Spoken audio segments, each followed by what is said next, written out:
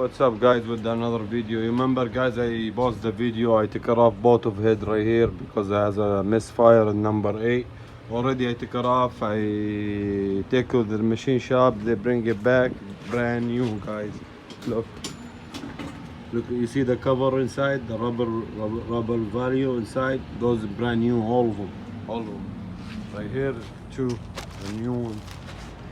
And I ordered the lifter from Delco GM, the original one with the warranty 1 year.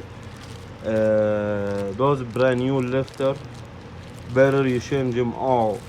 Don't change like two of them or the misfire number 8, because you're gonna see after 3 months a misfire. Because I has to open right now the cam, and I'm gonna post another video guys for the cam when I take it off and I change it. Because if you don't change it after 3 months, at least 4 months, you're gonna see misfire again.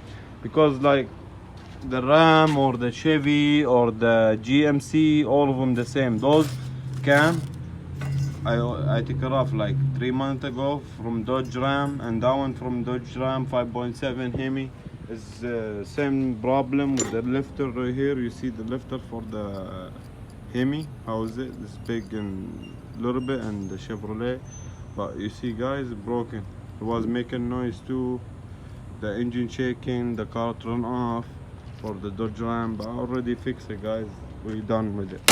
But the Chevrolet, we're gonna see another video guys when I fix the cam. After I finish the cam, I gonna put those head back with the lifter, the new one with the new cam. Remember guys, you have to change the cam with the lifter. That's it. Thank you for watching.